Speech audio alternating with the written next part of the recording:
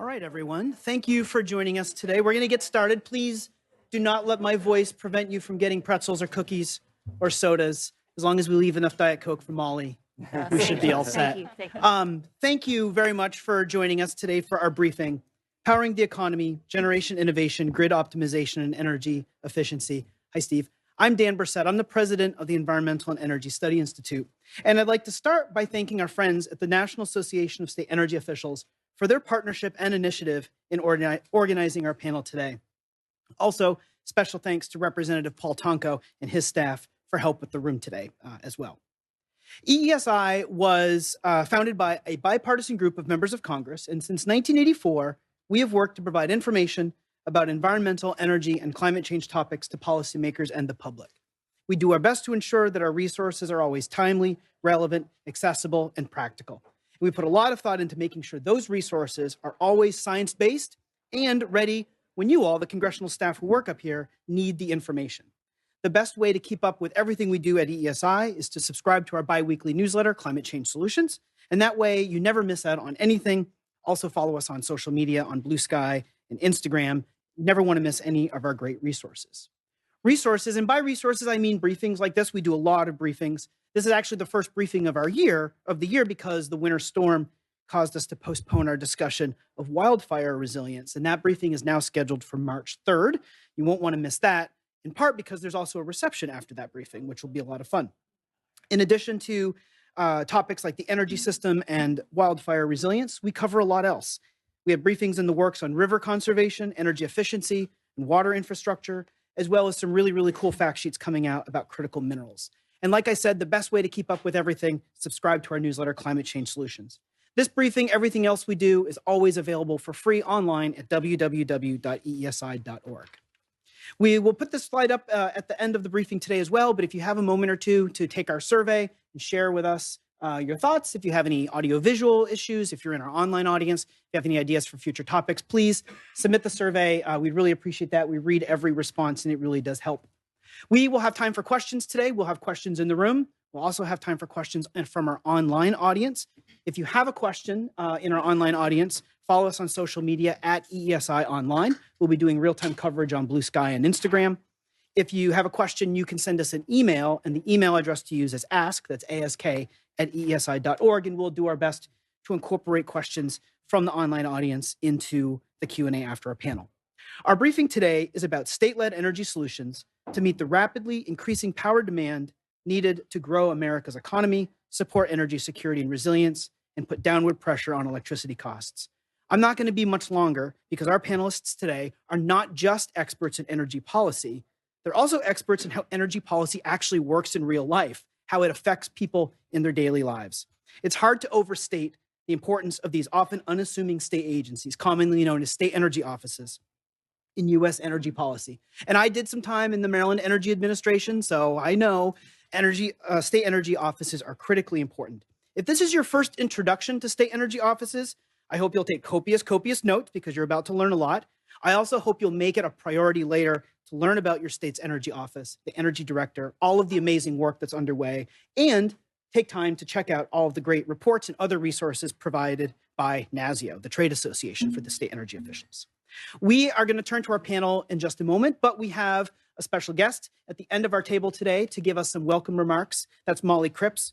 Molly is the director of the Tennessee Department of Environment and Conservation's Office of Energy Programs. In addition to her energy-related work, Molly serves as the director of budget operations for the Bureau of Environment and oversees their emergency and environmental response efforts. She's been part of the NASEO Board of Directors since 2014 and is currently the chair of the executive committee. Molly, thank you so much for joining us here today. I'll turn it over to you. All right. Thank you very much, Dan, and a big thank you to you and your team at EESI. We are very appreciative of what you do for us in making sure that the message gets out about the great work of state energy offices and the state energy program, and appreciate your partnership. Thanks to all of you for being here today in person or virtually. As Dan noted, I am the current chair of the National Association of State Energy Officials board, but I would like to step back in my role as the director for the Tennessee Energy Office for a moment and provide it from that vantage point as what state energy offices do.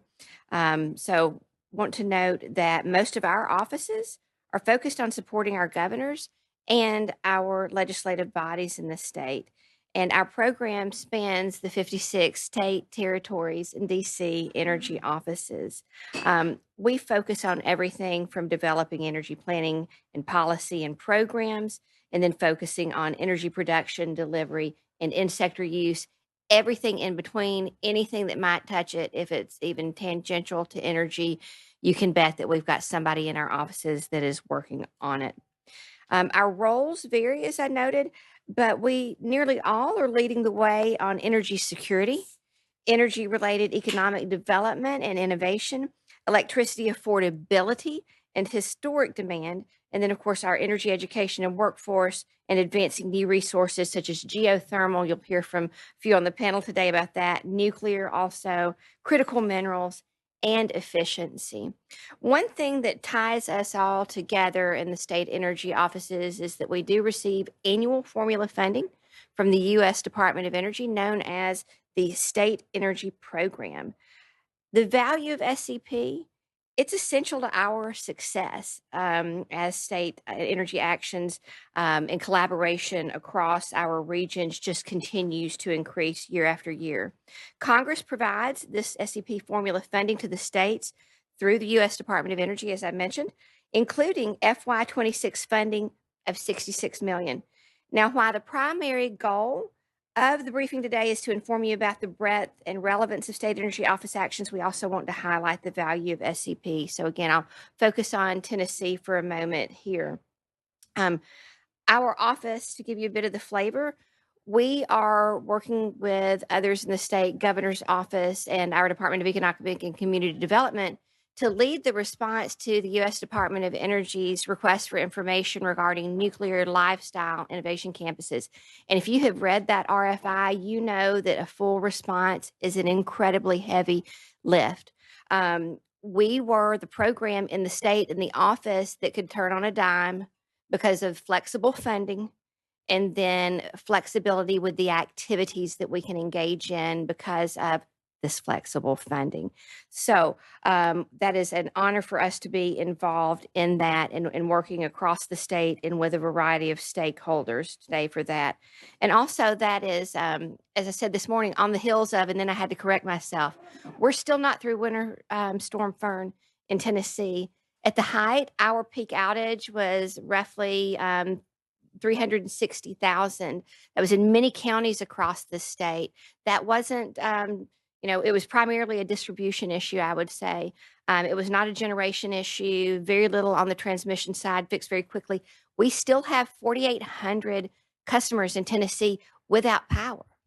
And that may seem, like not a big deal to folks who do deal with winter weather more often or something where they're losing, but we have great reliability in Tennessee across generation, transmission, distribution. So this has been something that was unprecedented for us for many reasons. But because of, again, this flexibility with the state energy program and the work that we have done over the years to build up our energy security response efforts, and coordination with DOE, I'm proud to quote Secretary Audrey Robertson from her remarks this morning when she spoke to us at our energy policy conference. And she said that the coordinated response was remarkable. And we appreciate her noticing that, but that is a result of the state energy office's work, the value that the state energy program brings to so many aspects of our work, and also that great coordination with DOE. So I know many of us on the panel can answer questions about that for you.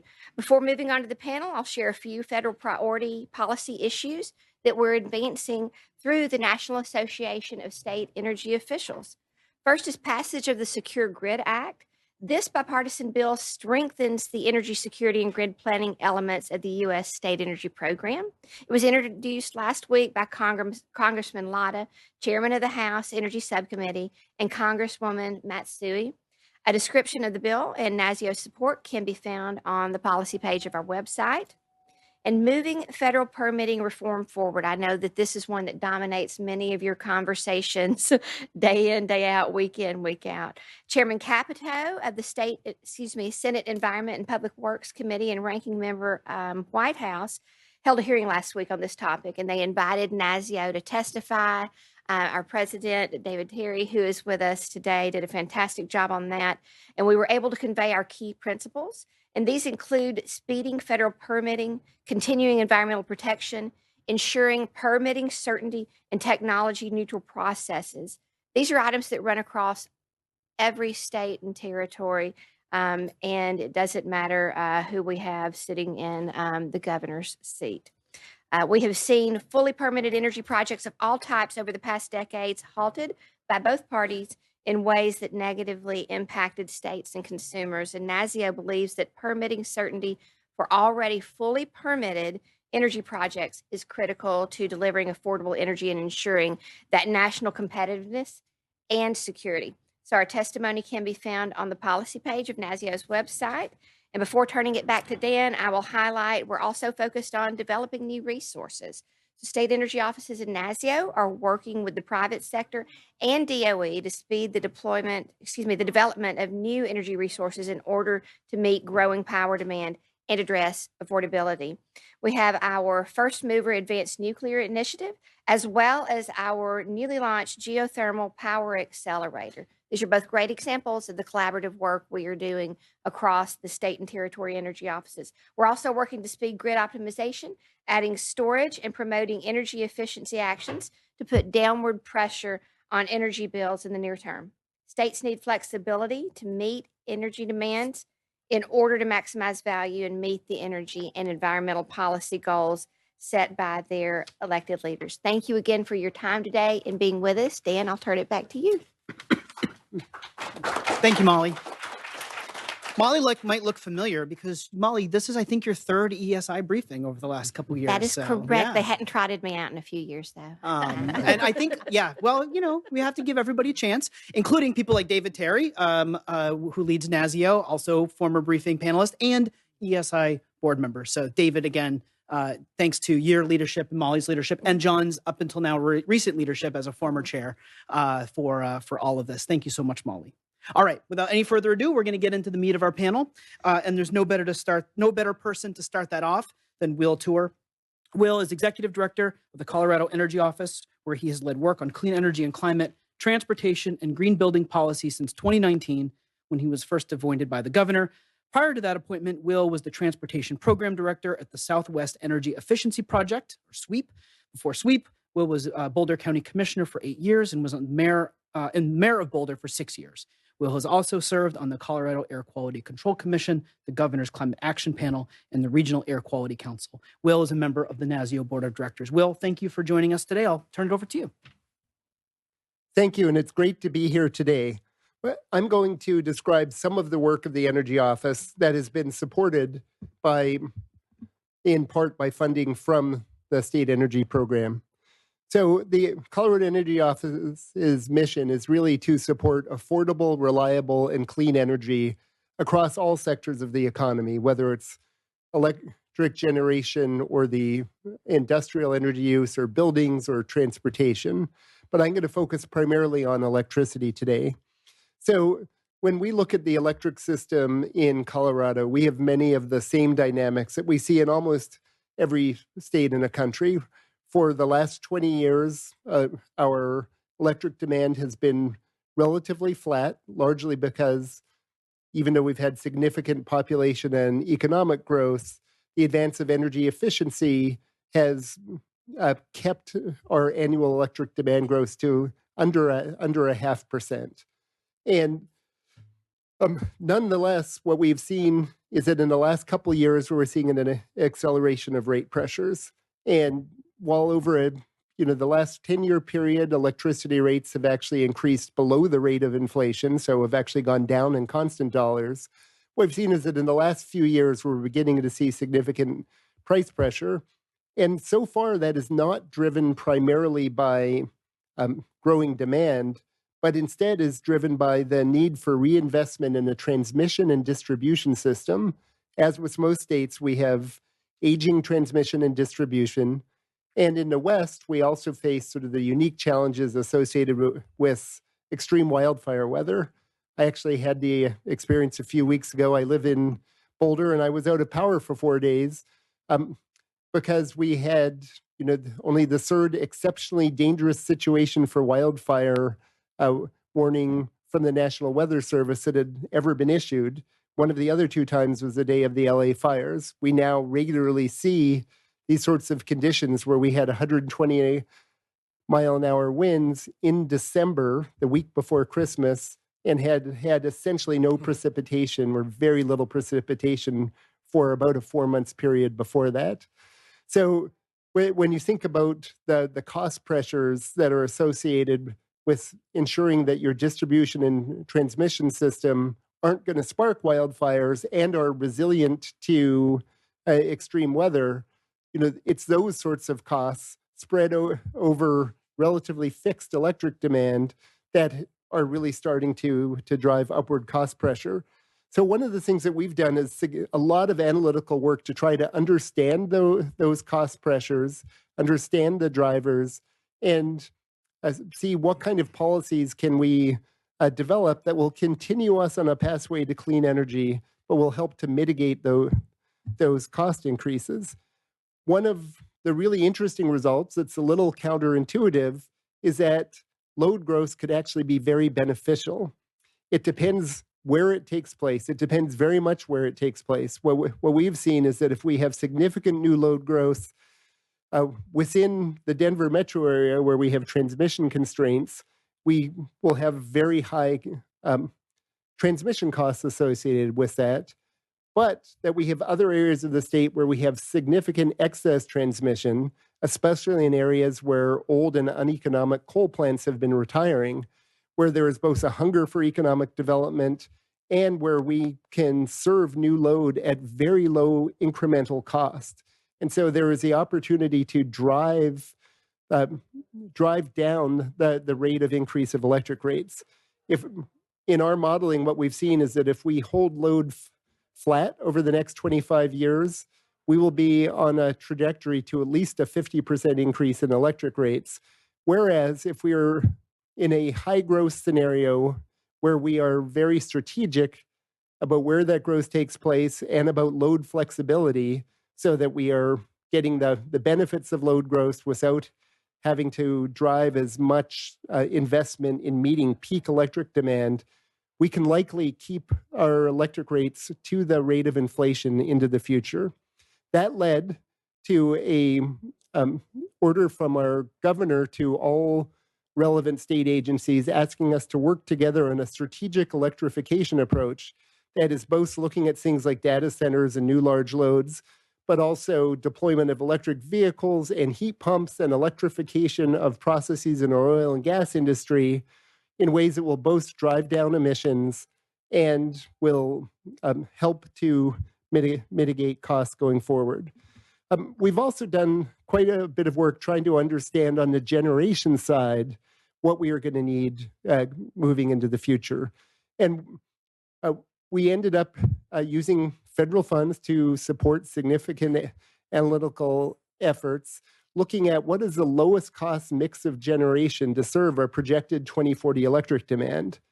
And what we saw in that analysis was that through 2040, what was going to be most important were existing technologies, that essentially that lowest cost mix was a mixture of investment in wind, solar, batteries, and gas combustion turbines, that combination would minimize the cost of generation and would also allow us to move towards a very low pollution mix, probably on the order of 95% pollution reduction from our electric system by 2040.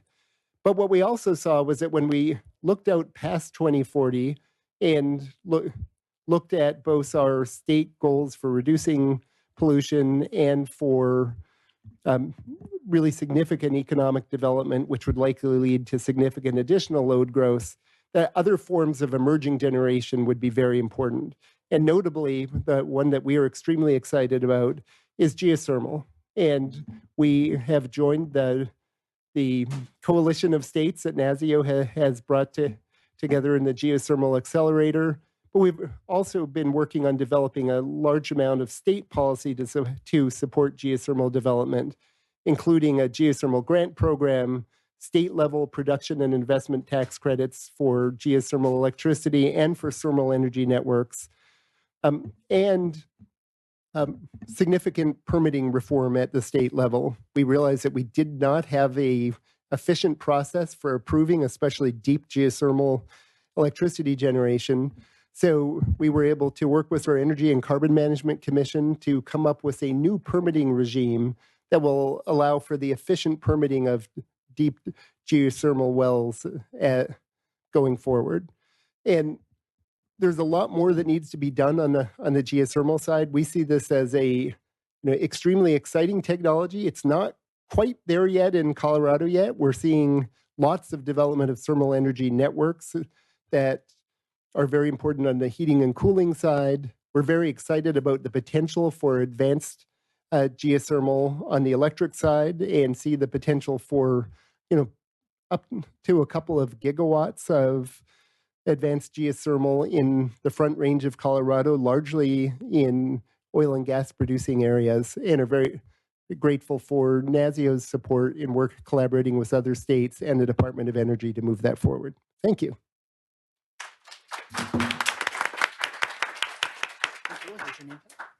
Thank you, Will. That was excellent. Really appreciate your comments. Quick reminder for those of you who might have come in a little late, we'll have time for a Q&A at the end of our panel today. If you're in our online audience and you're thinking of great questions, you can send us an email with your question. Hi, Mark.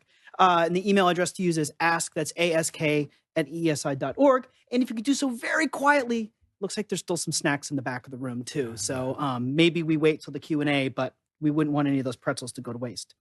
Next up is Kristofor Anderson. Chris is Director of the Energy Resources Division of the Georgia Environmental Finance Authority. Chris manages millions of dollars in federal grants for energy efficiency, renewable energy, and energy resilience. Chris also manages the state energy office programs, including the Weatherization Assistance Program and the State Energy Program that Molly mentioned, among others. Prior to joining the Georgia Environmental Finance Authority, Chris was a planning consultant and worked on a range of planning and management programs for federal and energy industry clients. Chris, welcome to our briefing today. I'll turn it over to you. And you might need the mic a little higher. All right. Good afternoon, everybody. Thank you for being here. So, as mentioned, my name is Chris Anderson. I am the Director of Energy Resources at the Georgia Environmental Finance Authority, or GEFA as we call it. GEFA is a state of Georgia authority that was created in the mid-1980s, and our purpose is to fund energy, land, and water conservation programs all over the state. So I oversee our energy office functions. We also are well known for providing billions of dollars in revolving loans for water infrastructure all over the state. So those are our two primary areas of interest across Georgia. But obviously, I'm here to talk about our energy programs and what's going on in Georgia this afternoon. As mentioned, we operate a range of energy programs. Since we were created back in the mid-1980s, we started operating the Weatherization Assistance Program, the State Energy Program, both programs that date back to about the late 70s or so. And we've been operating them almost ever since. In addition, when there are new funding opportunities, I started all the way back during the American Recovery and Reinvestment era, if you remember that, 15 years ago. So whether from ARA or from the IIJA or IRA, when there are energy programs available to state energy offices or funds for us to be able to go after and bring into the state, we often take on those new initiatives. As well, sometimes when the legislature and the governor create new programs and decide to house it within the energy division, sometimes we get those opportunities. For instance, we are currently working on a new program created by our legislature to do revolving loan funding at low interest rates for natural gas infrastructure in the state, particularly in parts of the state that really are more rural and don't have good access to natural gas for industrial and manufacturing purposes. So that's just kind of a bit of a range of what we have under our belt and kind of new things that come up. So what I want to focus on though this afternoon is specifically our role in energy security and emergency support function 12, as mentioned by Molly earlier, as well as grid resiliency in the state, and also energy efficiency programs that help drive affordability for our state. So starting with energy security and ESF 12, we are the state's lead emergency support function 12 coordinator. So anytime that we have a significant impact to our energy system, whether it's caused by natural disasters like the winter storm, Fern, or whether it's hurricanes like Hurricane Helene last year, whatever it may be, we are the entity that leads that response for energy in the state of Georgia. So we spend a lot of our time coordinating across sectors, across levels of government, with utilities. So we frequently have to spend days in the state operations center and respond to those, coordinate with utilities, coordinate with fuel companies, coordinate with the pipelines, really build that situational awareness for the state so that we can report exactly on what's going on to our leadership, to our governor, to our leadership at the Georgia Emergency Management Agency. So we've been doing that for about 15 years, and the SEP State Energy Program is really critical to our ability to do that. As part of that, we engage really deeply with our southeastern neighbors. That's kind of, I think, one of the neatest things about our office and the offices in the Southeast. We're so impacted by disasters in the region, and it's rare that when a disaster hits the Southeast, it just hits one state. In our energy infrastructure, whether it's pipelines coming up from the Gulf over by Houston and natural gas, petroleum running up the coast, or our interconnected electric grid, really when one of us gets activated, chances are our neighbors are activated as well. And we work tremendously closely to share information, to coordinate with our utilities and pipelines that cross our state boundaries. So having those SEP dollars really enables us to staff those operations and kind of builds like the cohesiveness across our offices. So on that note, we also work on exercises together. We last held a couple years ago an energy-specific exercise within the state of Georgia where we brought over 50 stakeholders from around the region to come work through a scenario that had dramatic impacts on our electric grid as well as our natural gas infrastructure. We work closely with our Southeast neighbors on that. We're in the process of coordinating another Southeast energy exercise for hopefully later this summer in close coordination with Tennessee, Mississippi, and other states in the region. So that's really critical. And those SEP dollars help kind of form that glue and that bond that enable us to work so closely together. I want to, in addition to that, we also developed the state energy security plan, maintain that for the state of Georgia and update that regularly. I also want to focus on energy resiliency or grid resiliency for the state. That's been a really new and interesting opportunity within our state energy office over recent years. Certainly within the IIJA, there were new funding opportunities for us to go after funds to bring dollars into the state to improve our grid resiliency.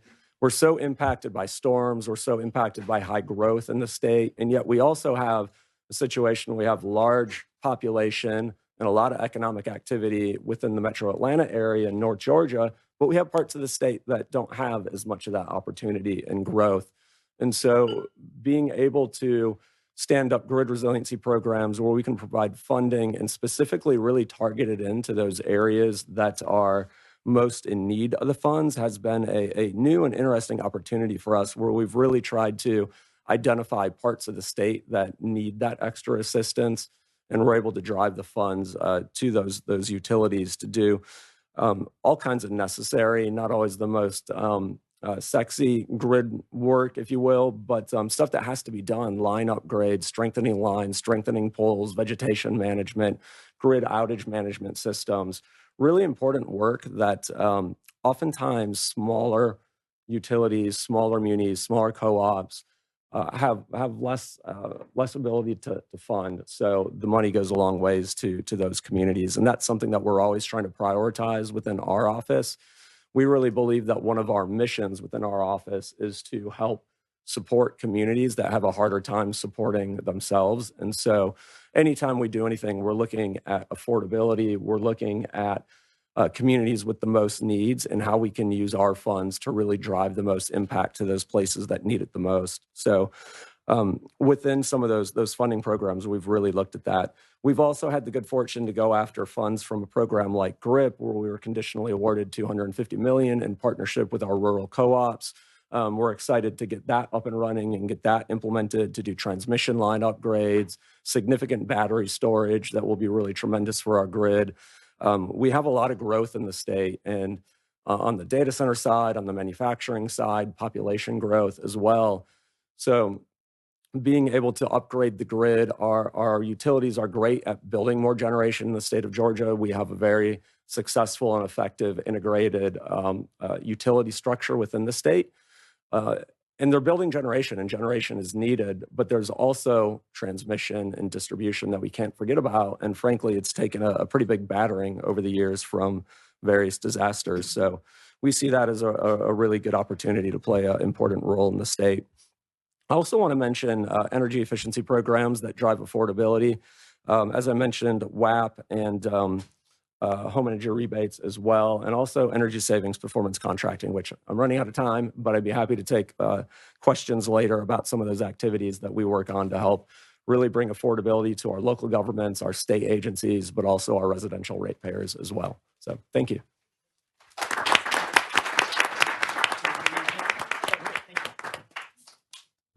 Yeah, maybe someone will ask a question about energy performance contracting. That would be a great one. We also have lots of resources on all of this stuff. So for example, if you're new to EESI, our big sort of marquee event takes place in the summer. It's called the Renewable Energy and Energy Efficiency Policy Forum and Expo. And we had folks from the performance contracting industry on a couple of those panels talking about that issue. So if you're hearing about things, even if we don't get to them today, visit us online at www.eesi.org and check it out. Also, we're only 40% done, maybe a little bit more if we count Molly. And we've already covered a lot of ground. So just as a reminder, the briefing will be available online. You can go back and watch it. And we'll also be publishing summary notes. So if you don't have the opportunity to go back and watch the whole thing, or you don't want to do the, who said what, you can search it online when we publish those notes in a couple weeks. Next up is Amanda McClinton. Amanda is Executive Director of the Louisiana Department of Conservation and Energy. She leads work on promoting renewable energy and efficiency solutions while balancing economic development with traditional oil and gas development. Prior to her promotion to Executive Director, Amanda was the Assistant Secretary in the Energy Office, and before that worked as a business analytics specialist at the Louisiana Office of State Procurement. Everyone loves to have all of these things read out, but that's my little special treat. She also has ample experience working on benefits management at the Louisiana State Employees Retirement System. Amanda, thank you so much for joining us today. I'll turn it over to you.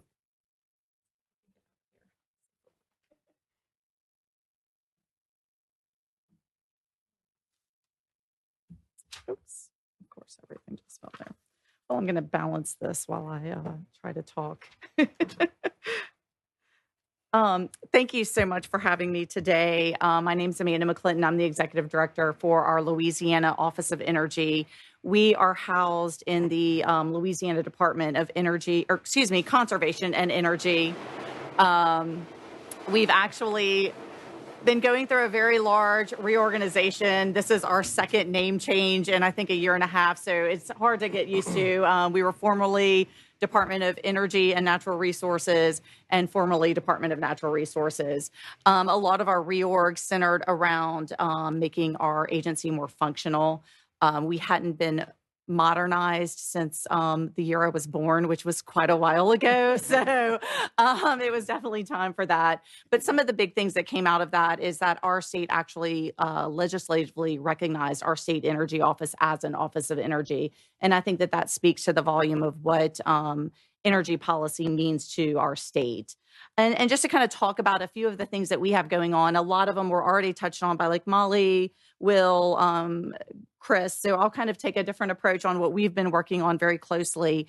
Last week, our governor, Jeff Landry, rolled out our whole of a Louisiana energy strategy. And it's at its core, it's really about alignment. We've worked with all state agencies, the utilities, the regulators, our regional partners, and our private industry to have a shared vision and clear priorities that help strengthen Louisiana in its competitiveness and, show that we are going to continue to lead as a national and global energy powerhouse. A key driver of this work was the close collaboration that my office had with our economic development, reflecting kind of a broader whole of Louisiana approach where all of our agencies are actually working together. We're not siloing information anymore and doing what's best for our state. This same philosophy obviously is reflected in that whole of Louisiana energy strategy. We actually focused on our 8 regional economic development regions, I guess, kind of redundant there. And kind of what we realized was that when we're looking at the state of Louisiana, an energy strategy just doesn't, energy strategy just doesn't work for everybody. What's happening in, the south part of our state does not work for what's happening in the north part of our state.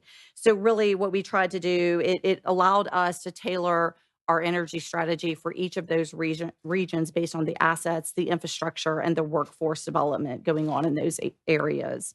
The work that we've been doing is also supported through our whole of Louisiana energy strategy and when it comes to our nuclear, advancing nuclear within the state. In 2024, Governor Landry issued a really clear call to action that Louisiana would help lead America's next era of our nuclear innovation. And since then, we've been working really hard as a state to produce a nuclear strategic framework. Again, my office, in collaboration with economic development, close collaboration with our governor's office and our public service commission have really worked to make this come to fruition. We are planning on rolling this out next month at Sarah Week in Houston. And really what the plan was for this was to be actionable for our state. The mission or the vision of this was very straightforward. We wanted to build a diverse economic future where growth in Louisiana's nuclear sector strengthens our overall energy portfolio, supports key industries, and positions the state as a leader in the nuclear supply chain. One other thing I think Molly touched on was the RFI that DOE released last week for those nuclear energy innovation offices. We do plan on responding to that. That will be supported through the funding of our state energy program, as well as, I guess it goes without saying, our nuclear framework was also supported through that state energy program funding. Louisiana has also joined our NASEO Advanced First Movers Initiative for nuclear, and I think we're one of 11 states, is that correct? And we're very proud to be one of those states. We've collaborated working through with the private sector, with USDOE, the Nuclear Regulatory Commission to be able to advance nuclear development and deployment. And this also closely aligns with our Louisiana strategy. I know, I don't know if anybody's touched on geothermal yet, but Louisiana is one of the states that has joined the NASEO Geothermal Power Accelerator. We don't really know what geothermal looks like in our state yet, but what we are looking at is that we have some old rules and regulations on the books, and I think it's time for us to kind of give those a refresh and make them make sense. So you can look for us to kind of promulgate rules by the end of the year. And then last but not least, with about 15 power-intense data centers, possible in near term, we have 2 being built, one touted as the world's largest data center. Our office is actually working with Oak Ridge National Lab to provide our state with data on siting those data centers and also helping make sure they understand that affordability and reliability piece. So anyway, that concludes me. Thanks so much.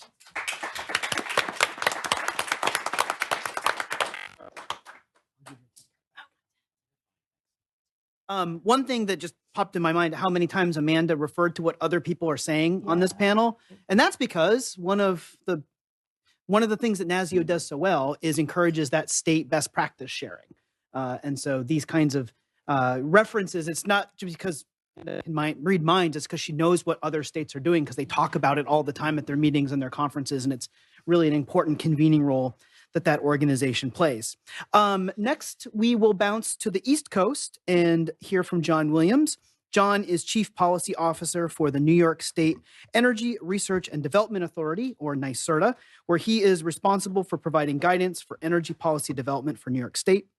John oversees the policy analysis and research team, providing economic analysis and scientific research to best inform policymakers in energy and environmental issues. John is also a member of the NASEO Board of Directors. John, thank you so much for joining us today. I'm looking forward to your presentation.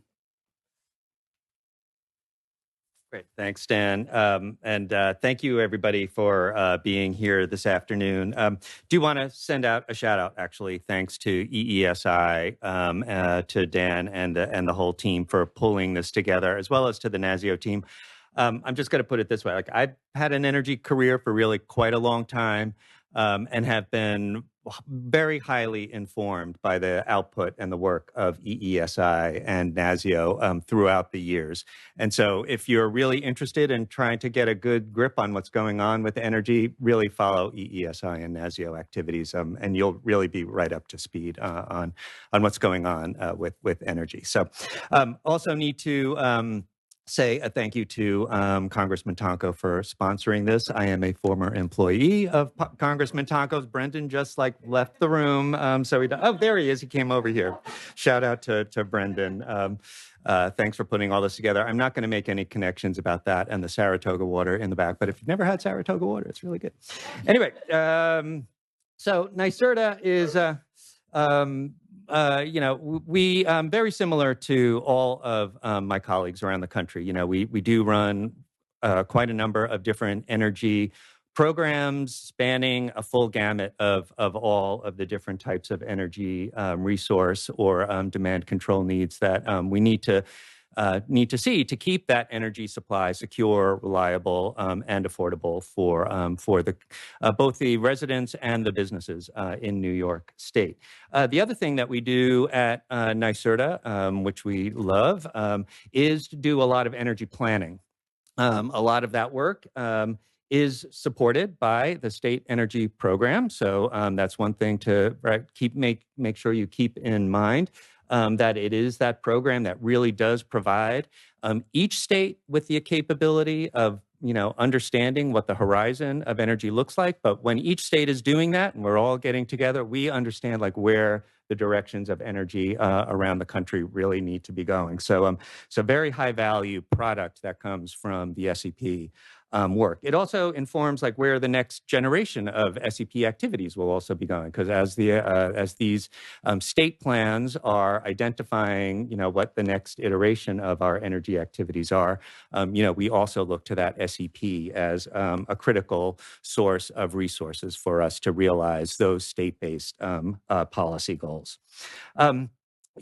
Like Amanda actually just said, our state energy plan, it was very multidisciplinary. NYSERDA chairs a board of 14 different state agency commissioners, ranging from, economic development to health to labor to you name it.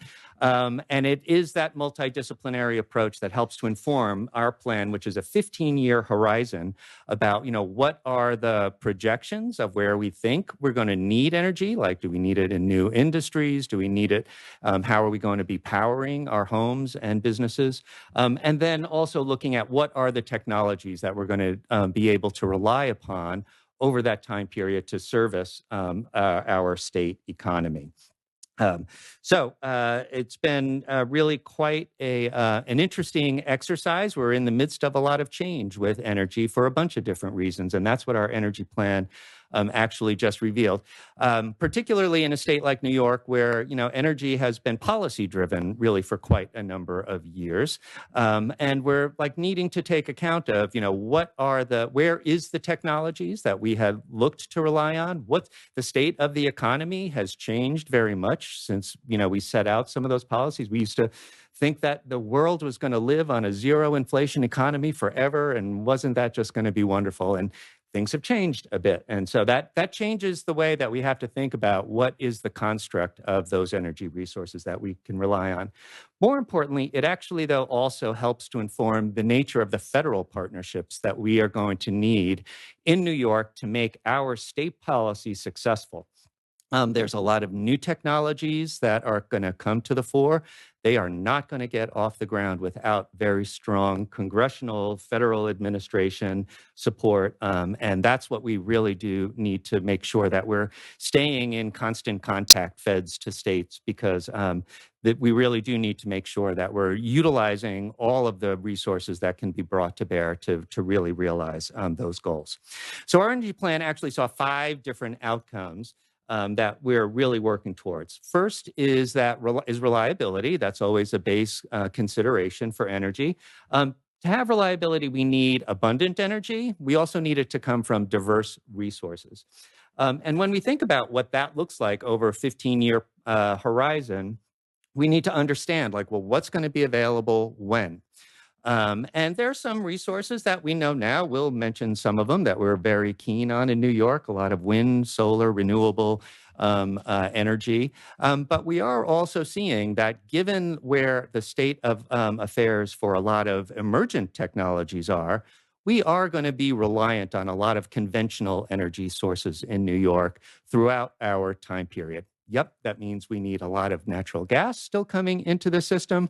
We're going to still have a lot of gasoline-powered vehicles over that time frame. We just have to appreciate what that means and make sure that as we think about transitions for new technologies, we just have to make sure we're investing in the energy systems over the time period so that people still have, the energy that they need in a safe, reliable, and affordable manner.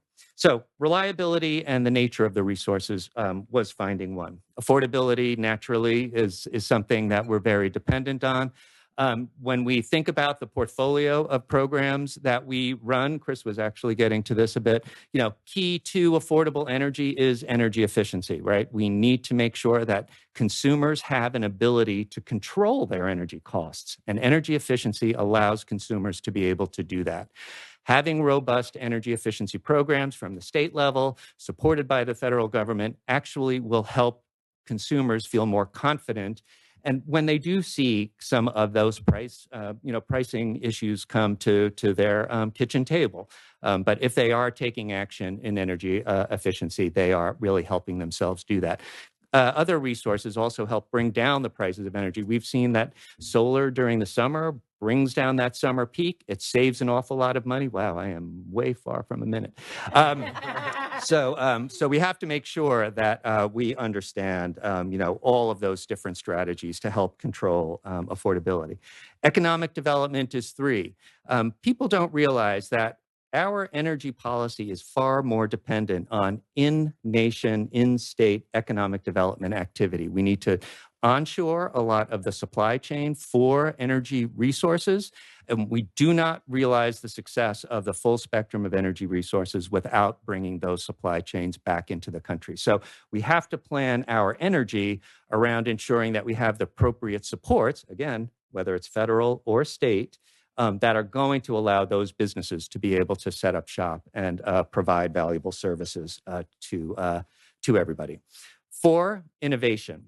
As much as we have like a good technology suite that we know, we are going to need to innovate to be able to make sure that we, have an eye on the future.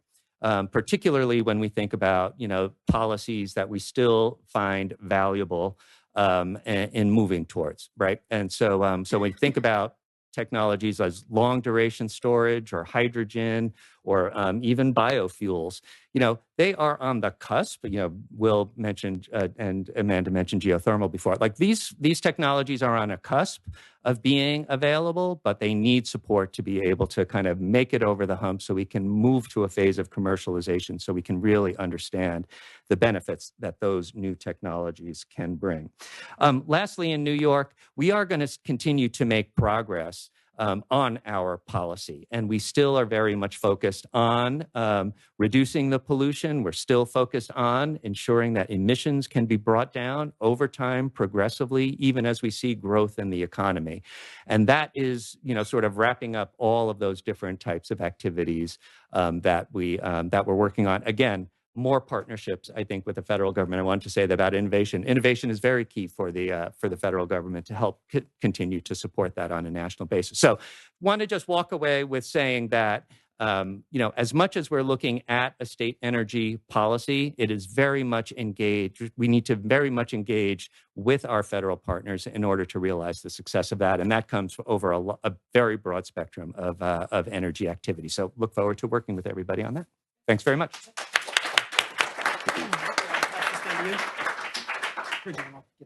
Oh, sorry.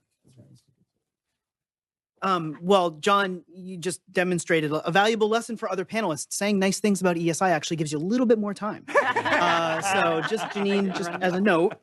That brings us to, we're going to travel west now and listen to what Janine Benner has to say. Janine is the director of the Oregon Department of Energy, where she provides leadership and policy direction for the department and oversees a $200 million budget. She came to ODOE from the U.S. Department of Energy, where she served in the Office of Energy Efficiency and Renewable Energy and the Office of Congressional and Intergovernmental Affairs.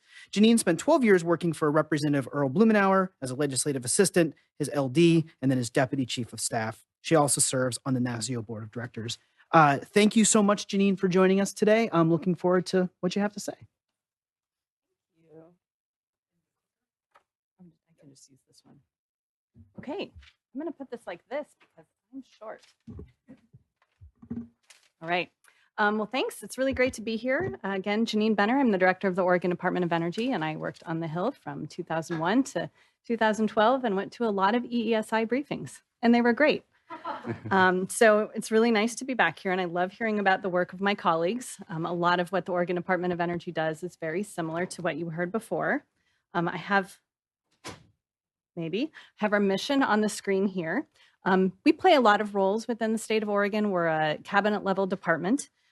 We do education, policy development, regulation. We do siting of large scale energy facilities in the state. We oversee the radioactive waste rules. We help monitor the cleanup up at Hanford across the river. And then we provide incentives for Oregonians to help them afford clean energy technology. One of the things we do is help Oregonians and particularly the legislature understand energy issues. So we put out a lot of reports. Many of them are assigned to us directly by the legislature. We like to think of ourselves as a think tank in Oregon on energy. One of the biggest reports we do is called the Biennial Energy Report. It comes out every 2 years. And in it, you can find information about the landscape of what's happening in energy in Oregon. So on the slide is something called a Sankey diagram. Has anybody ever seen a Sankey diagram before? Yes, okay. So this shows the flow of energy in Oregon. And there's a few takeaways from this slide. First, on the right, you can see that Oregon produces a lot of hydropower and wind and solar that we use to generate electricity in the state. You can see that we import almost all of our fossil fuels, many of which go to transportation. And then on the left there, you can see there's a really large bar for waste energy. So a lot of the energy is lost through inefficiencies, transmission losses, and this is a huge opportunity for us to stop wasting energy. This is the electricity resource mix. So this is wanting to give you a sense of the type of electricity that we use in Oregon. Some of this is generated in state, some of it comes from out of state. You can see that our largest resource is hydropower. We do have a little bit of nuclear power. It comes from a plant in Washington state. We don't have any nuclear plants in Oregon. We still use coal, even though our last coal plant was closed in 2020, and we demolished it, so don't get any ideas. But we will be phasing out coal in our electricity mix by 2030 due to some legislation passed in 2015. On the right, you can see, sorry, on my right, on your left, you can see how this has changed over time. So you can see that blue bar at the bottom, that's hydropower. It fluctuates year to year. You can see the gray bar getting smaller. You can see wind and solar getting bigger. But the big takeaway here is that the bars themselves are getting taller. And that's because we're using more and more electricity. And you've heard that from some of my other panelists too, we're using more electricity because of electrification and because of data centers and other electric loads that are coming to the state. So in the Biennial Energy Report, in addition to those facts and figures and numbers, we also have resources for our legislature and Oregonians. We have Energy 101s. So in 2024, we were getting a lot of questions about electricity rates. Why are they going up? There were a lot of misconceptions. So we did a 101 piece and really looked at what were driving those rates. And we found that rising power costs, ongoing infrastructure needs, the need for investment, compounded with inflationary pressure, and then costs to mitigate extreme weather like and wildfire. So the effects of the clean energy legislation are not what's driving increased rates in Oregon at the moment. We also do tech reviews. So we look at the different technologies that are showing up in Oregon, whether, again, it's solar or wind. And we did one in 2024 on geothermal, which is an up-and-coming technology. We found that Oregon has a lot of potential. We actually have an enhanced geothermal system demonstration project underway at Newberry Crater in Central Oregon. And we're pleased to be part of the NASEO Geothermal Power Accelerator to advance policies and programs that reduce project costs, address regulatory barriers, and really speed the deployment of this firm, reliable, flexible power to the grid. So moving on from the Biennial Energy Report, like my fellow states, we also produced an energy security plan. It was funded by the State Energy Program and in response to congressional guidance. It was a really valuable experience bringing together all the sectors, electricity, fuels, natural gas, and it has caught the interest of Oregon state legislators who are now looking to take steps to address the vulnerabilities that we identified in the energy security plan. And finally, like many of my colleagues, Oregon just put together, undertook a comprehensive planning effort, and we put together an Oregon energy strategy, also funded in part through the State Energy Program. We really recognize that Oregon has ambitious clean energy and climate goals, and we also need an affordable, reliable energy system. So this is the strategy for how we get there at the least cost to the economy. It was legislatively directed in 2023. In order to support the strategy, we undertook some modeling, and I wanted to just share a couple of takeaways. So this shows energy demand by fuel in Oregon in 5-year increments, starting where we are today or where we were when we started in 2024, going out to 2050. And there's just a really interesting takeaway I wanted to share with you. One is you can see that electricity use is increasing. So that's the yellow bar. It's increasing a lot, not just due to electrification, but also growing loads in the form of data centers. But the other thing to notice is that even though the electricity bar, that yellow bar, gets bigger, overall energy demand will decrease by 22%. So that's the bars getting smaller. And that's because electrification is a form of energy efficiency. Electric vehicles are use energy much more efficiently than gas-powered cars, for example. So here's the energy strategy. Like New York, we also have 5 pathways. But our pathways are really how we're going to get to that end goal of reliable, affordable, and clean energy. And in the strategy, we have 5 pathways. Each of the pathways has more specific policy guidance that really hones in. And then we have 42 legislative and policy actions that we recommend the Oregon State Legislature and our agencies take over the next 4 years to make progress on those pathways. So real quickly, energy efficiency is the first pathway. If we make progress in this area, we will literally make everything else easier. Clean electricity, we need to build more electricity generation and transmission. Electrification, again, as both a decarbonization measure and an efficiency measure. And we're not talking about electrifying everything overnight. We're talking about strategic electrification that maintains reliability and affordability. Low carbon fuels are a thing we need to pursue for those places that we can't electrify and also to maintain reliability in the grid. And then finally, the final pathway of resilience, really recognizing that climate change is here, it's happening. We need to both reduce emissions, but also mitigate the damage and make our systems more resilient. All right, happy to take questions.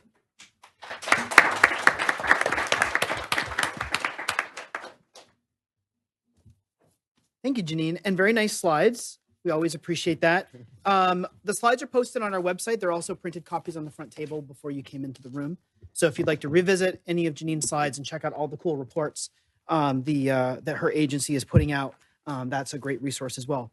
We are doing great on time. And so that means we have lots of time for questions. I hope people in our online audience are sending in questions. The email address to use for that is ask, that's ask@eesi.org. You can also follow us on social media at EESI Online. And my friend Asta has a microphone for questions in the room. But to get us started, while you all get some courage up to ask questions to our panelists, I'd like to start with one just to, we'll start with Will, but just to kind of, get things out there a little bit. You all have talked about a lot of different topics, a lot of commonalities between among your presentations, but talked about a lot of different things. Many of the things you've talked about are in the headlines, right? Issues of electricity costs and affordability and resilience. Are there other topics for our congressional staff audience that might deserve more attention, that are maybe under the radar a little bit, or maybe are really important to your state, but maybe aren't attracting national headlines? And Will, maybe we could start with you. We haven't heard from you for a while, and we can hear from Chris and everybody else down the line. But what's underappreciated as a topic? So I'll speak to two things, one of which is a big general topic, and then one is very specific. So the big general one, which several of my colleagues have talked about, is the role of energy efficiency. I think that at the federal level, so much of the conversation right now is around how do we get new generation out there, that I think to some extent we've been sort of losing the plot in energy efficiency.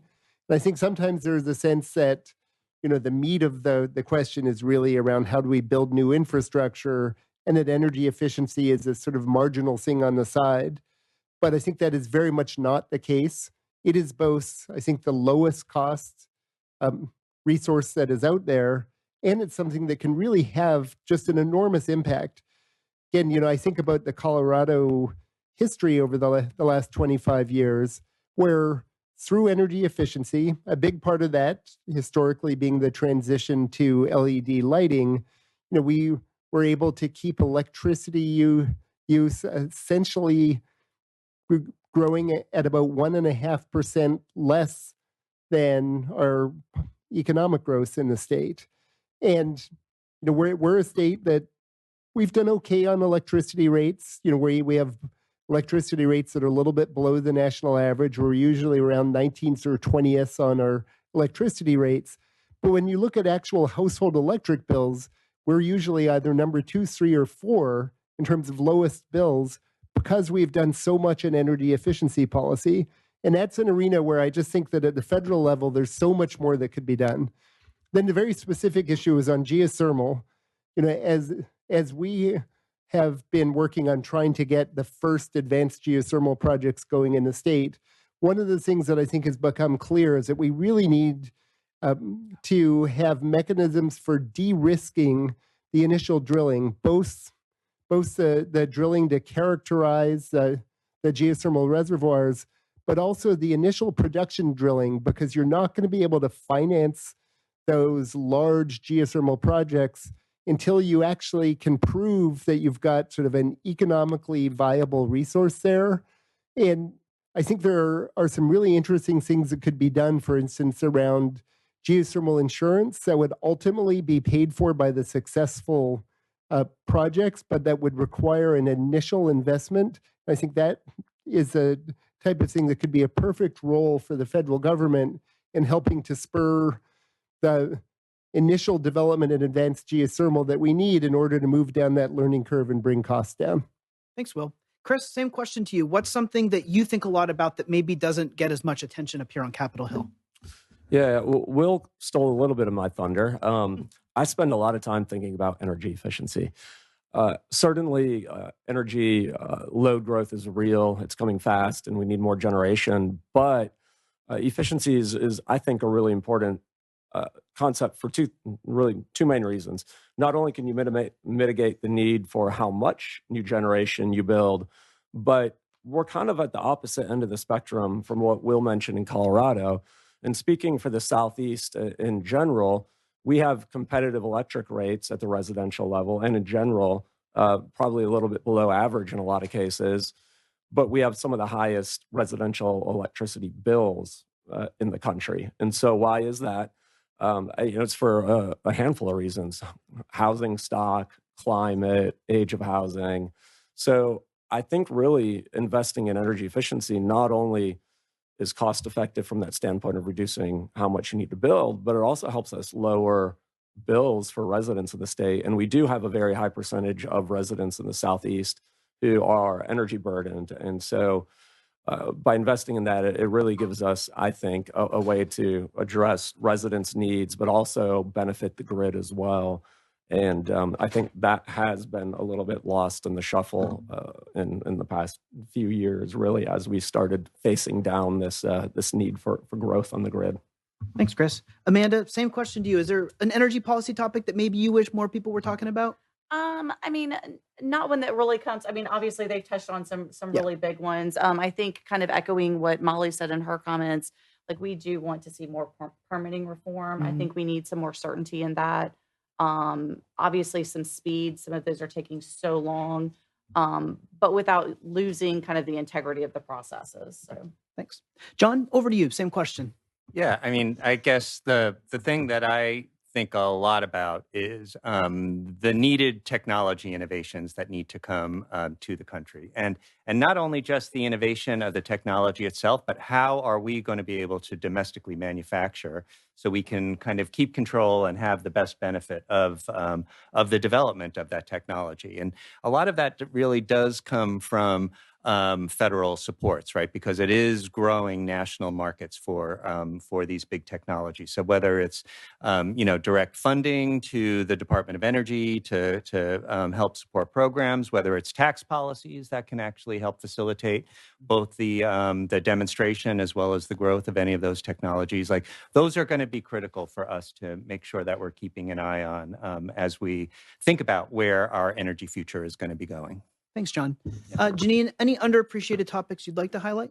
Well, I was going to highlight energy efficiency, but it's no longer underappreciated because we all highlighted it. But I will say in the West, wildfire risk is huge. And it's a huge issue, not just because it's very expensive for utilities to upgrade their systems to repair damage when it happens, but also because the liability that they carry for their infrastructure potentially starting fires makes them a really unattractive investment for private capital. And that is going to be getting in the way of all the investment we need to make for clean energy, but also just meeting our energy needs altogether. So wildfire. I'm glad you mentioned that because we have that briefing coming up on March 3rd about wildfire resilience. Molly, same question to you. Yeah, I'm thinking about the energy security aspects, and again, highlighting the importance of the passage of the Secure Grid Act. But as we were dealing with and continue to deal with the Winter Storm Fern, we have dealt with a number of small local power companies, and I believe it was Chris was saying earlier, and others that that just do not have the resources that larger ones do. And in Tennessee, we're all either municipals or rural co-ops at the distribution level. But we had a number that do not have data outage management systems. That's basically like you rolling into your doctor's office and they don't do anything electronically, right? I mean, it's that key to what they do. Yet I think our electric infrastructure has been overlooked for so long that we haven't thought about. We don't even have a level playing field for those folks. And so that is where I would love to see more federal funding, more state funding placed at, just a basic level for that. And we do have access to some funds now through grid resilience formula funding, but it scratches the surface for some of these things. So that is one where I think we need to place more emphasis for that need and have greater awareness of it. But also remind folks, please don't forget about energy and transportation. If you take a look at your state, understand where the transportation sector fits in terms of energy consumption. For many states, it's the top sector. And so that's why we focus on alt fuels. That's why we remind folks of the importance of electric vehicles, keeping that consumer choice in the mix there. So those are my top two, Dan. Those are great ones. Well, since so many of you want to talk about energy efficiency more, apparently, I'm going to give you the chance. When you talk about energy efficiency, what does that mean? That sounds like it could be anything, but I think it actually is some specific things. Anyone on the panel have maybe a specific example of what energy efficiency looks like in real life, especially maybe as a consumer might interact with it? Janine, you're reaching. You get to go I'm first. happy to start.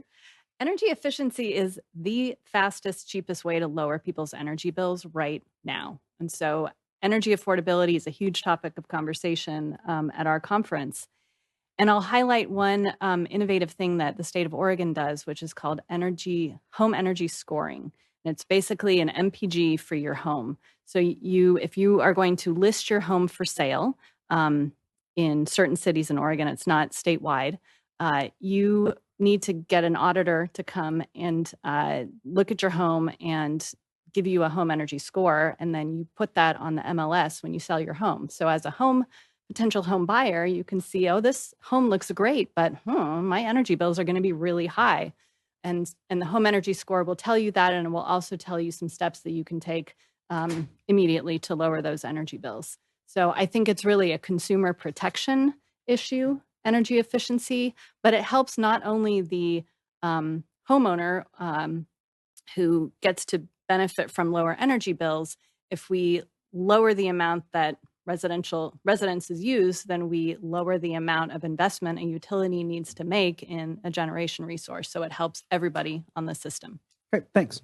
Any other thoughts about when you say energy efficiency, what you really mean? Go ahead, Will. So one of the areas that I think is really important is new buildings. It's not just about how do we do improvements in our existing buildings, but it's how do we build our new buildings. And there's a wide variety of approaches that have been taken to what is incorporated into building energy codes. But I am very much convinced that the single most sort of cost-effective thing we can do to reduce energy use is to do new construction right. There are a whole lot of things that are difficult and expensive to do as retrofits and are really easy and cost-effective to do at the point of initial construction. And historically, there has been some level of federal support for adoption of advanced building codes. That's certainly something that was part, for instance, of the Bipartisan Infrastructure Act. Right now, I think we're not seeing the same sort of federal support for local and state adoption of advanced energy codes. And I think that is just sort of an obvious area for making really cost-effective improvements to buildings that will both give people more valuable buildings, more comfortable buildings, and cut energy bills. Great. Thanks. Go ahead, John.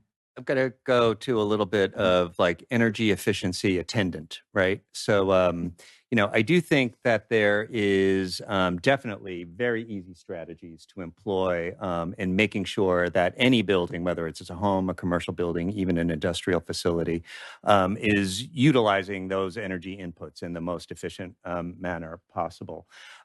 There's actually also ways that we should be looking at taking those buildings and making them part of the grid, right? Because the way that those buildings interact with the grid can make the whole grid energy efficient.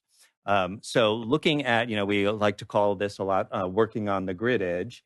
And how do we understand the nature of systems controls, whether both in the building, both on the grid, that can be responsive to price signals that are happening as a result of anything that could be going on the grid at that point.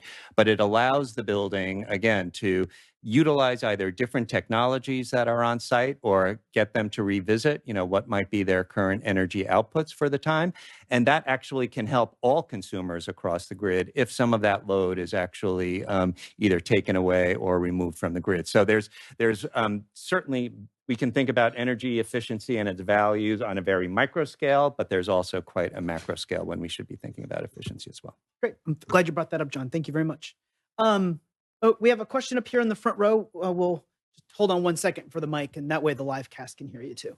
And then I've got a great question from the online audience I want to get to.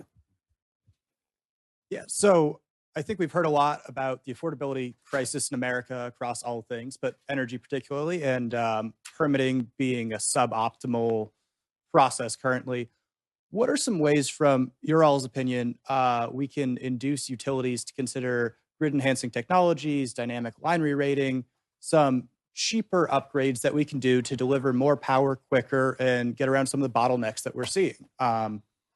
Because I know the utilities are not necessarily eager to adopt those compared to the other ways that they can make a little bit more money. So, thanks for the question. Free for all. I will somewhat answer that. I don't know exactly if this is going to answer your question, but our office has actually been working with LSU to do a transmission and distribution plan.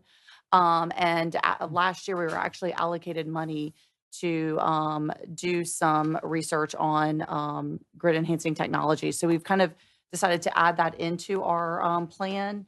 I recently actually got to go see a grid enhancing technology installed in Louisiana. Energy was actually installing, I think they're installing 34 of these across 3 different states, Louisiana, Arkansas, and Texas. And it was very amazing to see. And the moment they called the little enhancing technology a neuron, and the moment it latched onto the line, it was immediately sending data. I think those things are going to be very impactful when we're talking about transmission in the future. Thanks. Molly, please go ahead. Yeah, I'm going to use this as an opportunity to plug Oak Ridge National Laboratory, as well as our other laboratories in the National Laboratory System.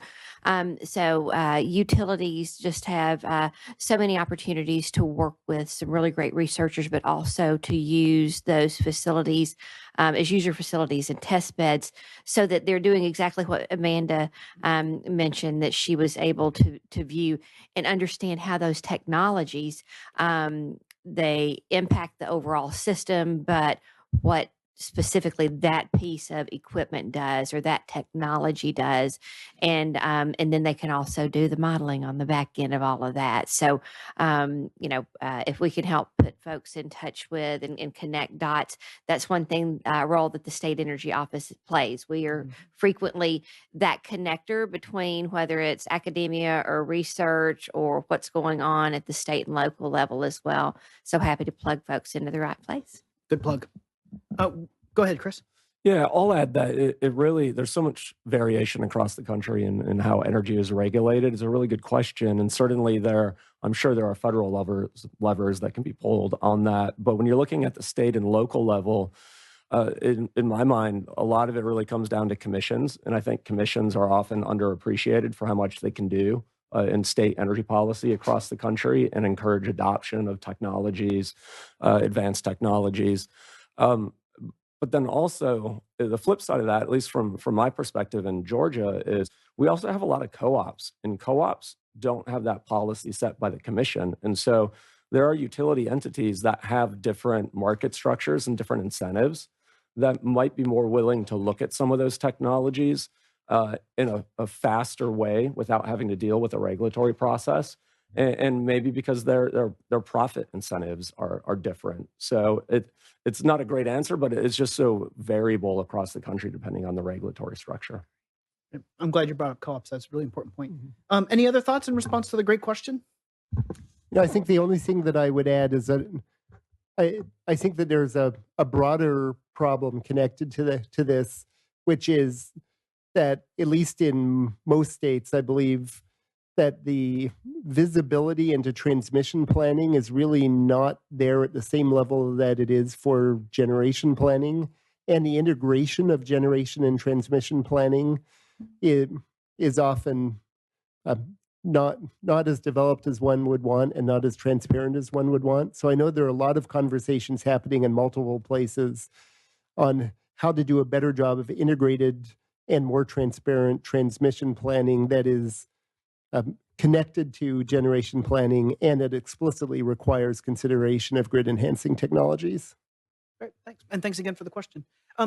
We have a question over here, and then I'm going to get to this online one for sure.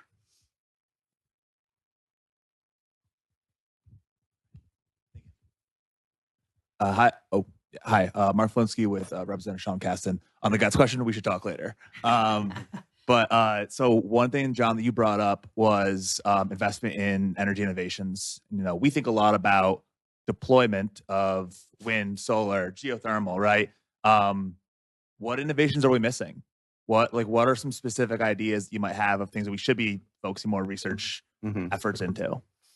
God, there is a long list. I can make sure folks have available a recent report we did. We call it our 0 by 40 report, but it's looking at a spectrum of technologies, all of which would get to New York's zero emission outcomes that we're looking at. I think some of the key ones that are going to that could have a lot of impact to the grid. One is nuclear technologies, right? So a lot of these SMRs are sort of almost market ready, but they really do need to go through a little bit of rigorous understanding, really what those systems are capable of. I think we're in a very good place with them. New York is, as Amanda had said, we're co-chairing, the first mover initiative. We see nuclear as really quite a very high opportunity space in the state of New York, given both our policy as well as the economics of it. Second one is I would say, is long duration storage technologies, right? Those actually could be big game changers, both in the way that we think about how grids can operate, with a whole variety of different types of resources that can come onto a grid, and you can manage it much easier with those with the capability that long duration storage has. But it's also actually could potentially be a good substitute for on-site uses, particularly with certain manufacturing and industrial facilities. So it doesn't necessarily have to always be technology innovation that's going to manage the electric grid, but there are these application spaces that we should be looking at, for much more localized uses. I would also say there's a lot of fuels work that could be done, like hydrogen, there's still a promise around that, and we need to figure out how that works. And then there is a whole suite of biofuels issues that, that really are, very beneficial to really appreciating how that works. Great, thanks. I see you, and we will definitely come to you, but I really want to get to this one because it, first of all, comes into something I wanted to ask about, but also John just mentioned long duration storage. And that's something we haven't talked about as much today. The question from our online audience is, what role is storage playing in meeting peak power demands? And what do long winter peaks, like the one we just had and is still having, or are still having, require new grid solutions in the Northeast? So any comments on the panel about the role of storage to meet peak power demands or help us get through severe weather events in the winter? Will, you've just barely reached faster than John, so you can go first if you would like. So I can't speak to the winter in the Northeast. We're not even having winter in Colorado this year. I was literally in shorts a couple of days ago. But I would say we see storage as having an immensely important role. So for instance, right now we are in the middle of a near-term procurement that is looking at procuring about 4 gigawatts of energy and about a gigawatt of accredited capacity.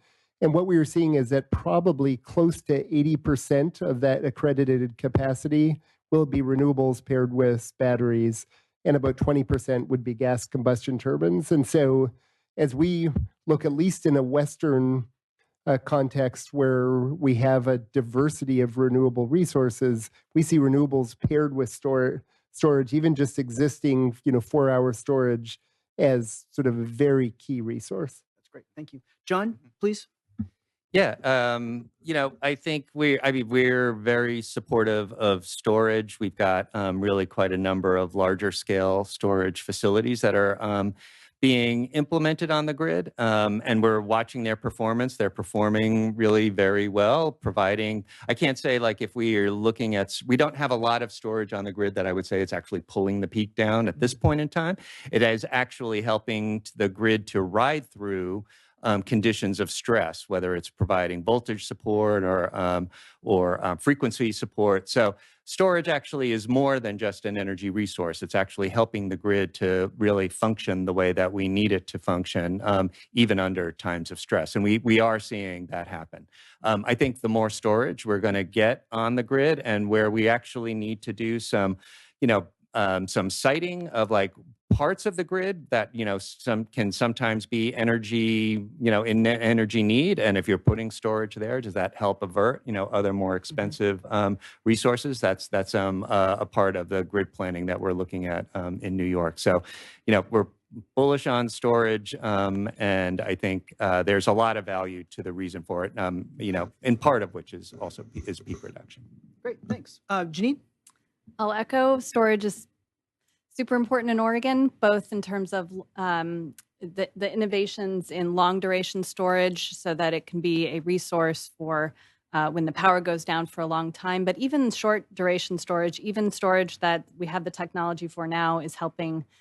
So for example, in residences, we have a Oregon Solar and Storage Rebate Program that supports residential storage paired with, residential solar paired with storage. And that's a way to really make your solar panels also contribute to resilience, because you can store the power and then use it to light your lights at night. And then we're also seeing a similar trend in the large scale energy facilities that get site certificates through the Energy Facility Siting Council. They're mostly all now wind and solar with storage as part of it to help deal with the intermittency of the wind and solar. Great, thanks. Other comments on the panel? All right. Also, while Asta's making her way over to our final question, we always think about battery storage, but of course, most storage on the grid is pumped hydro. And so our NHA friends, National Hydropower Association friends, aren't here today, but if they were, they would bring that up as well. And that's obviously hugely important. So you have the last question. We're going to go a little bit over time today, but so this had better really be worth it. I hope so. Thank you for the panel. Hi, everybody. Nick Montoni. I'm at the North Carolina Clean Energy Technology Center. I'm going to harp on the R&D innovation questions yet again. You've mentioned a lot of the technologies that are important and the role of the federal government. But I'm wondering, given the current circumstances, I wonder how your agencies are able to support or advance research and development programs, especially in partnership with research institutions like Oak Ridge National Lab or excellent other national labs or universities in your states, how you're able to advance those research and development programs on your own without assistance. Yeah. Great. And we'll give everyone a chance to answer either the question, thank you, that was a good question, or just a final thought. So John, you're welcome to go first, and then we can hear from the rest of the panel. Sure. Yeah. So that actually is a very good question. The one thing I can say, at least in New York and what we do at NYSERDA, is we actually were just, we went through a process for what we call our innovation and research portfolio. So we were just awarded a 5-year tranche of funds that are coming from ratepayer collections that the Public Service Commission is authorizing. I want to say it's about $70-80 million a year coming to NYSERDA to actually look at in-state, technology development opportunities. So to the degree that we're working with Brookhaven National Lab, which is in New York, or working with the universities that are doing specific energy technology research, we can actually get in there and make sure that those technology avenues are working. We have a very robust battery storage research set of activities happening at Binghamton University, for instance, and we are very supportive of that activity. So I think from the New York State perspective, we see the value in kind of tapping the inherent capacities of our universities and laboratories. We also have a lot of private corporate laboratory research, General Electric, IBM. They're all interested in trying to figure out these solutions. Partnerships that we develop with them that can also help. And and a lot of times, like our state money, it's not going to be the biggest dime in the coffer. But what it helps to do is leverage, other private funds to come into that research work. And so we find that is a very valuable set of activities. And, we're lucky enough to be able to have, that support coming through our processes, at least for the next 5 years. Great, thanks. Amanda, please. Yeah, I'll kind of go next. One thing I didn't actually plug was our work with the national labs on our grid enhancing technologies study and research. PNNL has been extremely helpful. Is it Lab of the Rockies? Is that what it's? I don't. Yeah, I was like, what's the new name? Yeah, they were an integral part in providing us information. One effort that our energy office has actually taken on through our reorg is that we want to become the energy data repository for our state. We have a lot of data that's housed in many different agencies across the state. And so we've been working in conjunction with the LSU Center for Energy Studies. I think they're rebranding as the Energy Institute. But they've been developing a database that's going to house all of this data for us. And I think that's going to inform a lot of our policies and needs moving forward. Great. Energy Institute. I like the sound of that. Yeah. Any other thoughts in response to the question or just final thoughts, Molly? Sure. A note with this, this is going to continue to take, and stating the obvious here, federal and state funding. And one thing that sometimes that you see falls away every few years, states forget the value of having funding available to tap for federal match and federal cost share. We've been pleased to work with Governor Lee's office and our Department of Economic and Community Development over the last few years. And there are several different funds now that sit at Economic and Community Development that we helped work on. And it's, to your point about data, we're pulling all the data in that they may need for something. So just in this particular budget, there is a fund to enhance on adoption of artificial intelligence technology and make government work more efficiently for Tennessee. That was, 50 million. Then there's 20 million to accelerate Tennessee's quantum computing industry by attracting substantial federal and private sector investment. But again, having that, some call it a match bank, but that funding source, if you will, to attract more. And we've done that with nuclear also. So don't forget that states need to have flexible, accessible funding so that they can attract the federal and the private in some instances. I would remind folks of that. And my final thought is, folks, I think y'all have heard a lot of information today that y'all are thinking, I need to follow up on that. So where do you go? You go to the National Association of State Energy Officials website, or you go to the EESI website, or you run Dan down. And by all means, please reach out to your state energy office. We are delighted to help with any question that you may have, whether it's connecting you with another state. Okay, the DOE reorg, where do you go now? Well, we can tell you where to go and who you need to connect with there. So think of us as a resource for you always. We are happy to help. Great, thanks. Thanks for having Janine, us. Chris, Will, any final thoughts? Go ahead, Janine, and then we can work our way down this way. I agree with everything my colleagues said. Great question. A state like Oregon is not big enough to be able to support research and development and too much innovation. So we really do rely on the partnership of the federal government. And it's been a challenge with recent circumstances, with the interests changing, and this lack of stability and certainty has been difficult. So we've had programs, for example, Solar for All, that helped us pursue innovative financing and projects to help more Oregonians be able to afford solar. That funding got pulled back. We had great investment in the Northwest in hydrogen, clean hydrogen. That funding got pulled back. So we sort of try to shift and see where there can be some alignment between the current administration and the areas that Oregon wants to pursue. Geothermal is one of those. Wave energy, there seems to be some funding for, but congressionally directed, congressional direction to the agencies, you all hold the purse strings. So it's super important to remember that and remember your role in helping to support innovation. Thanks. Chris? I'll add that I think my parting thought is remember how flexible that energy offices can be and how many activities we're engaged in. And we're really good at partnering. So when there are opportunities to work on whether it's technology or policy or funding or whatever it may be to impact the energy landscape in our individual states, we're often able to move quickly, bring in the right partners, go after opportunities, get information out, whatever it may be. So, anything energy, the Energy Office is a great starting point to get in touch with people who know enough to get the right people into the room and to figure out how to get things done. So with that, we love hearing from folks, whether it's on the Hill or our partners across the state, to talk about opportunities and where we can fit in.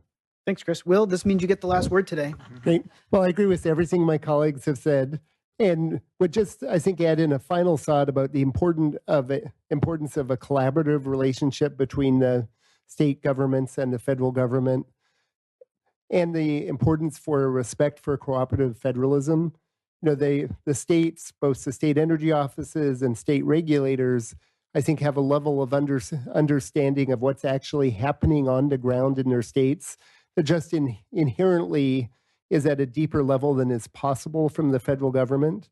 And, right now, I think that we are seeing some strains in that collaborative relationship and in that cooperative federalism, and are seeing things we really haven't seen in the past, whether it is orders coming down to keep uneconomic power plants operating, or whether it is a federal permitting regime that can make deploying many resources very difficult, that historically were relatively straightforward to permit at the federal level.